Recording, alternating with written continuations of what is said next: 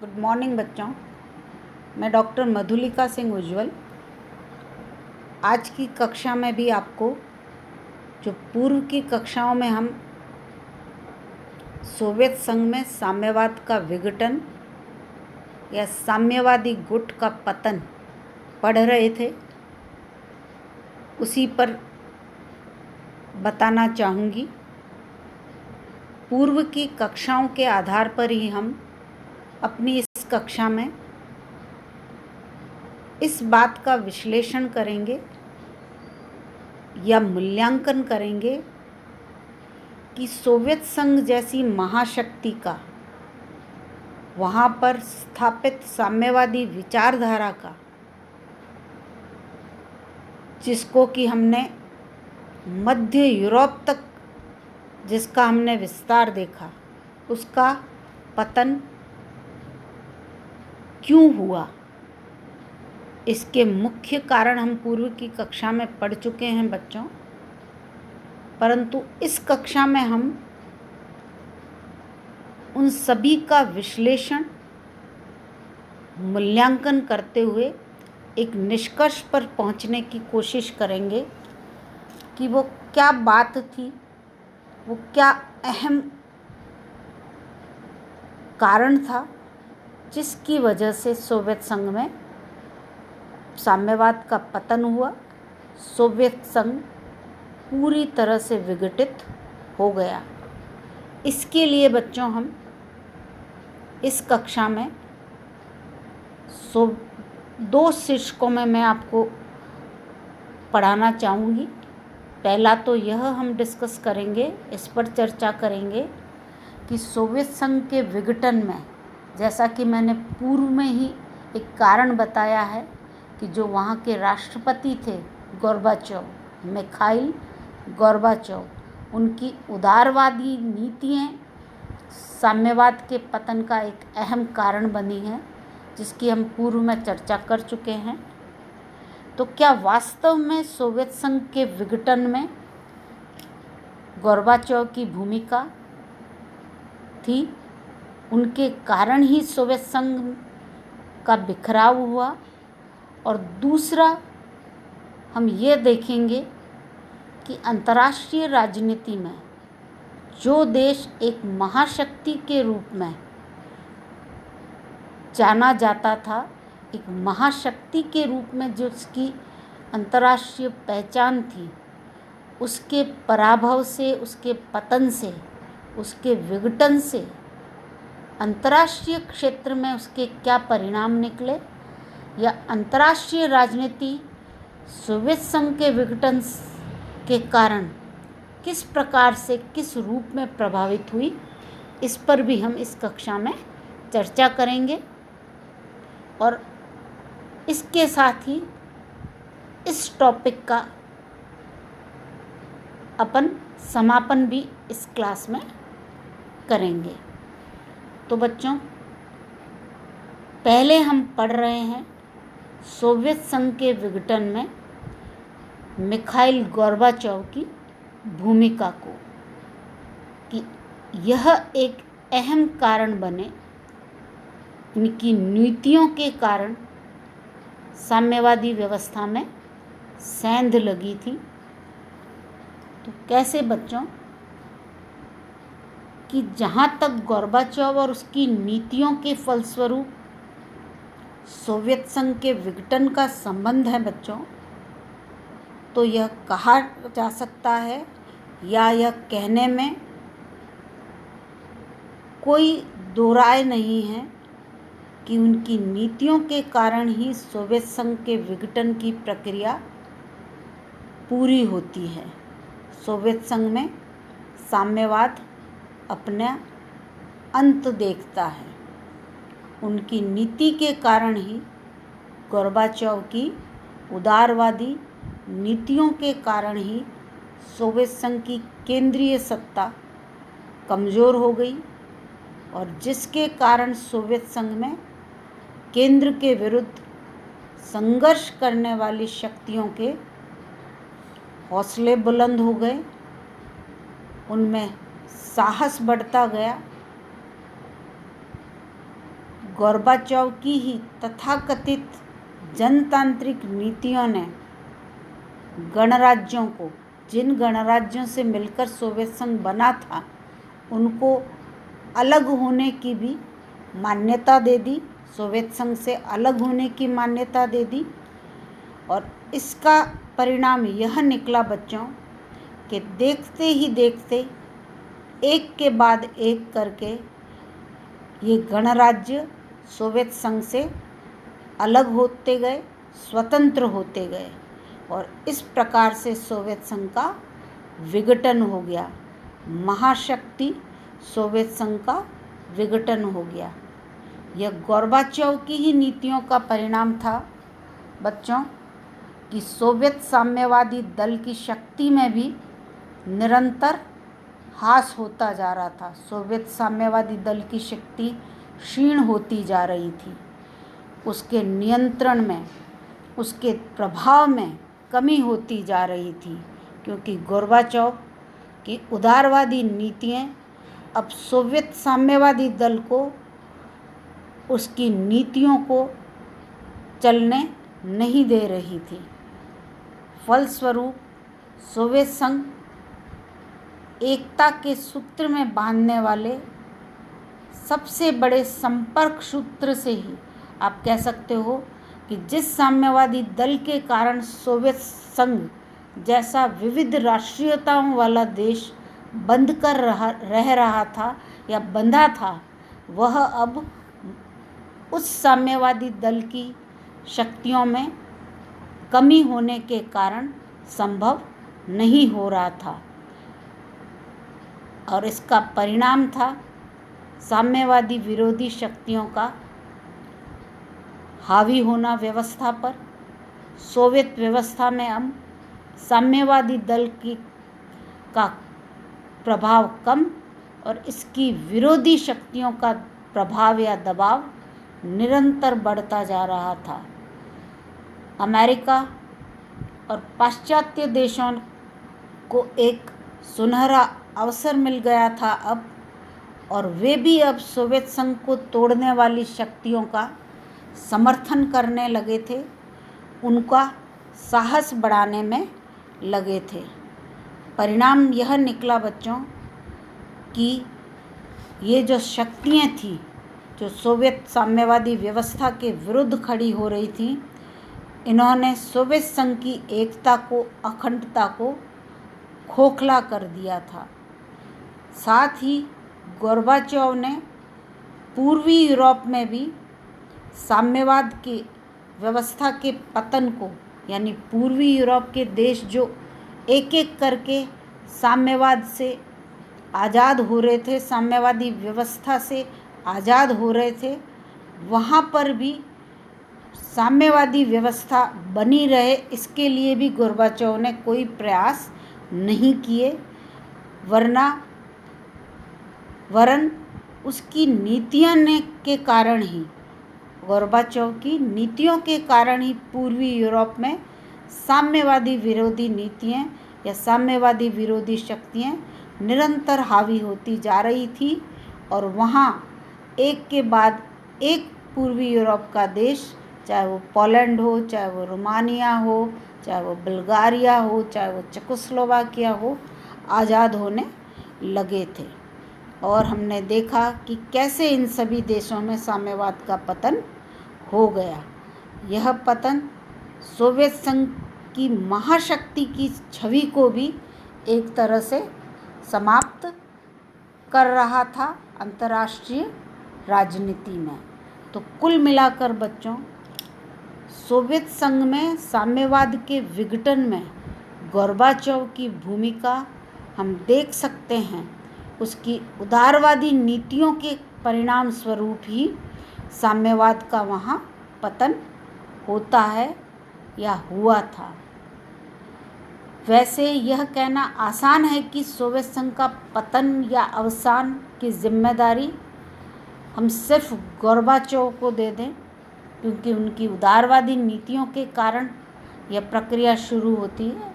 परंतु बच्चों, ऐसा कहकर हम गोर्बाचोव के साथ अन्याय करेंगे, क्योंकि एक महाशक्ति में किसी व्यवस्था का पतन हो जाए और उसकी का कारण सिर्फ एक व्यक्ति हो, ऐसा बिल्कुल नहीं हो सकता बच्चों। एक व्यक्ति की ऐतिहासिक नीतियाँ उस महाशक्ति की व्यवस्था को अंतर्राष्ट्रीय राजनीति से महाशक्ति के रूप में हटाने में कामयाब हो जाए, ऐसा बिल्कुल ही नहीं है बच्चों। क्योंकि गोर्बाचोव की नीतियाँ तो केवल सोवियत संघ में जो विघटन उसकी अपनी व्यवस्था के कारण अंदर दबा पड़ा था, उसको एक सहारा भर देने मात्र था। वास्तव में सोवियत संघ के विघटन के बीच तो उसकी स्थापना के साथ ही बो दिए गए थे बच्चों, जबकि साम्यवादी व्यवस्था में पूरी तरह से कठोर अनुशासित और लौह आवरण की नीति के तहत शासन चल रहा था। वास्तव में यदि साम्यवादी व्यवस्था को या समाजवादी व्यवस्था को आज भी सोवियत संघ में जिंदा रखना था, तो इसके लिए यह ज़रूरी था बच्चों कि वहाँ जो साम्यवादी संस्कृति है, जो साम्यवाद के मूलभूत सिद्धांत हैं, जो उसके उद्देश्य हैं, उनको सोवियत व्यवस्था पर में लागू करना चाहिए था, उनको सोवियत व्यवस्था में क्रियान्वित करना चाहिए था। परंतु हमने देखा कि स्टालिन के शासनकाल में ही लगभग 2 दशक तक सोवियत संघ की एकता केंद्रीय सरकार के निर्मम बल प्रयोग वाले अनुशासन के कारण बरकरार थी। यह ज़बरदस्ती का अनुशासन था जो सोवियत संघ को एक बनाए हुए था। देश के विभिन्न हिस्सों को साम्यवाद की रक्षा के लिए राष्ट्रहित में या अंतर्राष्ट्रीय भाईचारे के बहाने से कुर्बानी देने के लिए मजबूर होना पड़ रहा था। और ऐसा भी नहीं था बच्चों कि उस कठोर अनुशासित लौह आवरण की व्यवस्था में के विरुद्ध असंतोष या आक्रोश या विद्रोह नहीं हो रहा था लोगों में। बस फ़र्क इतना था कि असंतोष, आक्रोश, विद्रोह होता तो था, परंतु साम्यवादी दमनकारी नीतियों के कारण उनकी मुखर अभिव्यक्ति नहीं हो पा रही थी। कुल मिलाकर नागरिकों को अपना असंतोष, आक्रोश और विरोध प्रकट करने की आज़ादी ही नहीं थी। ऐसे में हम कह सकते हैं कि गोर्बाचोव की उदारवादी नीतियों ने उस आक्रोश को, उस असंतोष को और उस विद्रोह को प्रकट करने के लिए एक प्लेटफॉर्म उपलब्ध करवाया, या आप कह सकते हो व्यवस्था में एक मौका या एक अवसर सोवियत नागरिकों को दिया। तो हम यहाँ पर सोवियत संघ में साम्यवाद के विघटन के लिए जो गोर्बाचोव द्वारा सुधार प्रस्तावित किए गए, उनको वास्तव में सबसे महत्वपूर्ण कारण यदि माने या बताएं तो अनुचित नहीं होगा बच्चों।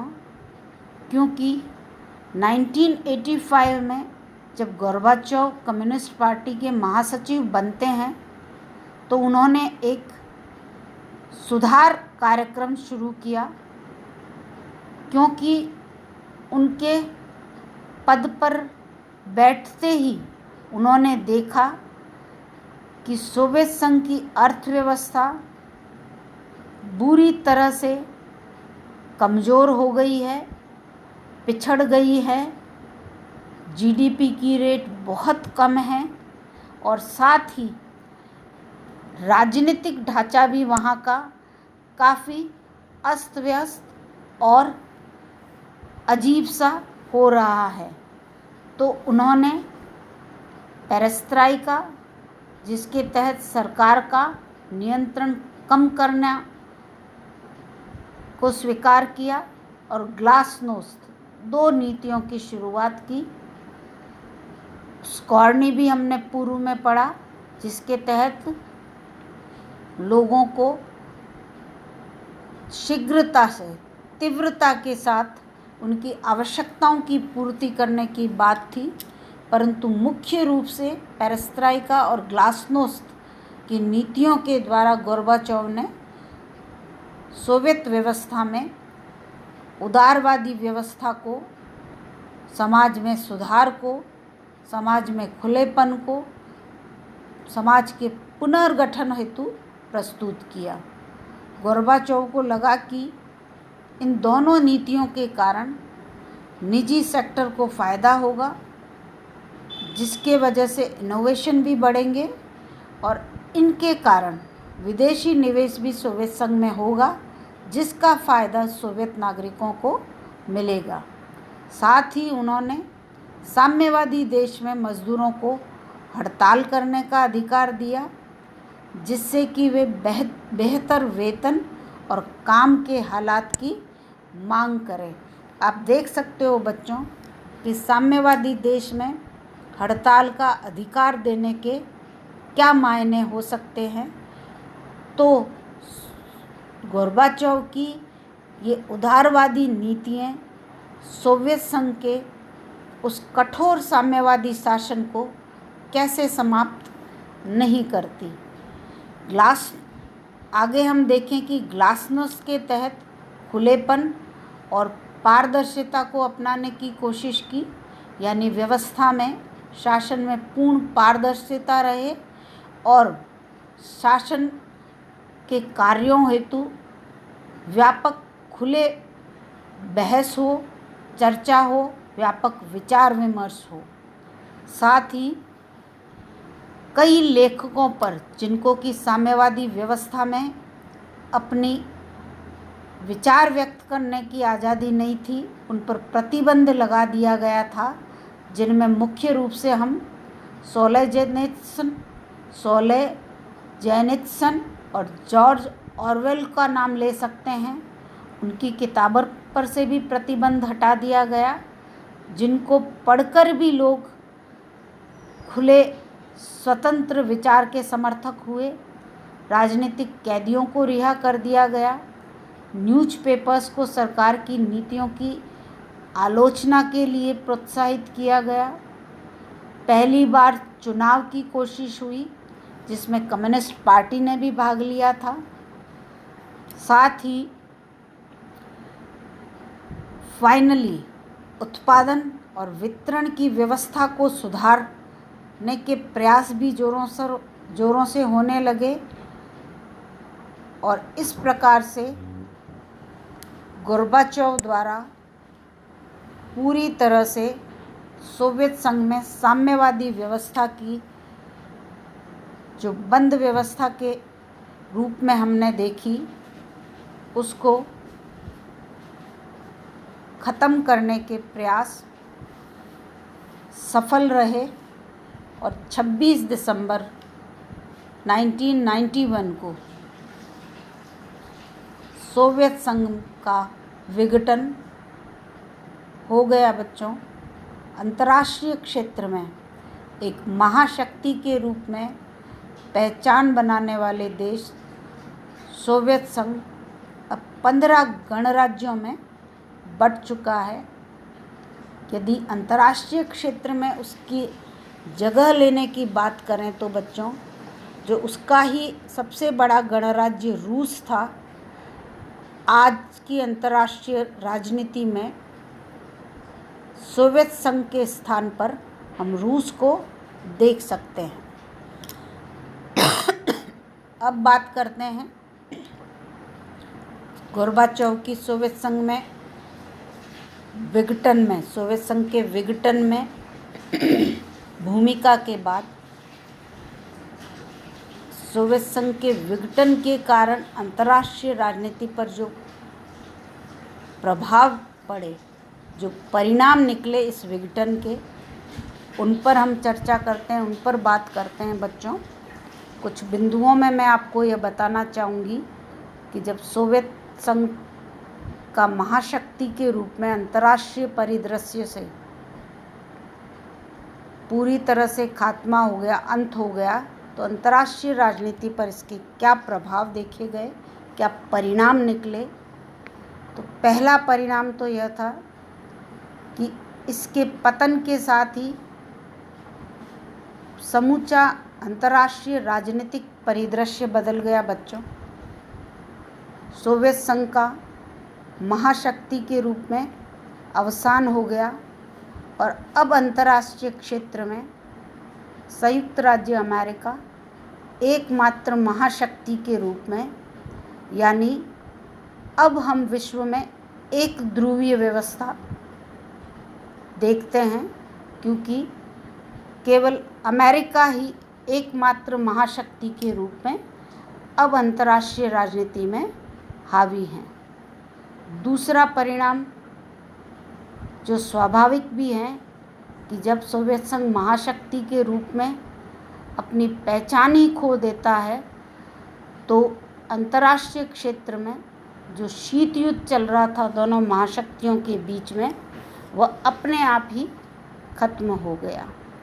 एक और परिणाम जो हम देखते हैं वह यह है बच्चों कि पूर्वी यूरोपीय देशों में साम्यवाद का अवसान हो गया, वहाँ पर भी साम्यवाद का अंत हुआ और बहुदलीय लोकतांत्रिक शासन की स्थापना वहाँ पर हुई। एक और परिणाम जो सोवियत संघ के विघटन का हम देखते हैं बच्चों, वह है कि तृतीय विश्व के देशों को इससे गंभीर आघात लगा, क्योंकि इन देशों को सोवियत संघ से आर्थिक, सैनिक और तकनीकी सहायता प्राप्त होती थी और इसके विघटन होने के साथ ही अब यह सहायता इन देशों को मिलनी बंद हो गई। विघटित सोवियत संघ के गणराज्यों में इतनी क्षमता नहीं रही कि वह तीसरी दुनिया के देशों की किसी भी प्रकार की सहायता कर सके। तो हम कह सकते हैं कि इस प्रकार से तीसरी दुनिया के देशों को एक नव उपनिवेशवाद के रूप में नए खतरे का सामना करना पड़ रहा है। एक और अहम परिणाम जो निकला बच्चों सोवियत संघ के विघटन का, वह है कि विश्व में बाजार अर्थव्यवस्था को इससे बल मिला कि लंबे समय तक दमन और नागरिक स्वतंत्रता का अपहरण कर शासन नहीं चलाया जा सकता और ऐसे में लोकतांत्रिक व्यवस्था, लोकतांत्रिक प्रक्रिया को भी बल मिला। एक अनन्य परिणाम जो हम देखते हैं सोवियत गुट के विघटन का, वह है कि रूस की जो भूमिका है, जैसा कि मैंने पूर्व में कहा कि सोवियत संघ की जगह अब अंतर्राष्ट्रीय राजनीति में रूस ने ले ली है, तो रूस की भूमिका में भी अंतर्राष्ट्रीय क्षेत्र में परिवर्तन आया है। यानी वह अब इतना प्रभावशाली नहीं रहा अंतर्राष्ट्रीय क्षेत्र में या अंतर्राष्ट्रीय राजनीति में, जितना कि सोवियत संघ हुआ करता था। एक और अहम परिणाम हम देखते हैं कि अंतर्राष्ट्रीय राजनीति में जो साम्यवादी विचारधारा है उसका पूरी तरह से पराभव हो गया है, अंत हो गया है। एकमात्र चीन ही साम्यवादी देश अंतर्राष्ट्रीय राजनीति में साम्यवादी विचारधारा का प्रतिनिधित्व करने वाला देश बचा है। बाकी जो अन्य समाजवादी देश थे पहले, वहाँ पर लोकतांत्रिक प्रक्रिया ने अपनी जगह बना ली है। एक और परिणाम हम देखते हैं बच्चों कि विचारधारा के आधार पर जो अंतर्राष्ट्रीय क्षेत्र में राष्ट्रों का विभाजन हो रहा था वह भी अब अप्रासंगिक हो गया। कैसे कि जैसे पूर्वी यूरोप के देशों को पहले साम्यवादी मानकर पश्चिमी देश उनसे असमान व्यवहार कर सकते या कह सकते हो आप अछूत सा व्यवहार कर रहे थे, वो अब नहीं है। अब अंतर्राष्ट्रीय क्षेत्र में रूस और अमेरिका या अमेरिका और चीन आर्थिक संबंधों के आधार पर एक दूसरे के निकट आते हुए देखे जा सकते हैं। और साम्यवादी देशों में भी हम देख रहे हैं कि वे भी बाजार आधारित अर्थव्यवस्था को अपनाने लगे हैं। एक और अहम परिणाम जो अंतर्राष्ट्रीय राजनीति पर सोवियत गुट के विघटन का पड़ा बच्चों, वह है कि लोकतंत्र एक सर्वश्रेष्ठ शासन प्रणाली के रूप में स्थापित हुआ। लोकतांत्रिक शासन व्यवस्था का या लोकतांत्रिक सिद्धांतों की सर्वव्यापकता पूरी तरह से स्थापित हो गई कि इस व्यवस्था से श्रेष्ठ कोई व्यवस्था नहीं है। साथ ही एक और अहम परिणाम हम देखें तो वह परमाणु क्षेत्र में भी पड़ा है बच्चों कि सोवियत संघ के विघटन के बाद उसके जो 4 प्रमुख गणराज्य थे, रूस, यूक्रेन, बेलारूस और कजाकिस्तान, इन चारों गणराज्यों को सोवियत संघ के जो परमाणु हथियार थे इन चारों गणराज्यों के में बांटे गए। और अब यह चिंता उत्पन्न हो जाती है कि बदलते इस अंतर्राष्ट्रीय परिप्रेक्ष्य में क्या ये चारों गणराज्य परमाणु हथियारों की समुचित सुरक्षा कर पाएंगे या नहीं, और साथ ही कि क्या ये चारों अलग अलग रूप में अमेरिका के साथ परमाणु क्षेत्र में संतुलन बिठाने में भी सक्षम हो पाएंगे, सफल हो पाएंगे या नहीं। तो बच्चों, इस प्रकार से आज की कक्षा में हमने सोवियत संघ में साम्यवाद के विघटन में मिखाइल गोर्बाचेव की भूमिका और उस विघटन के कारण अंतर्राष्ट्रीय राजनीति पर जो प्रभाव पड़े, जो उसके परिणाम निकले, उस पर चर्चा की। तो थैंक यू बच्चों। यार तुम भी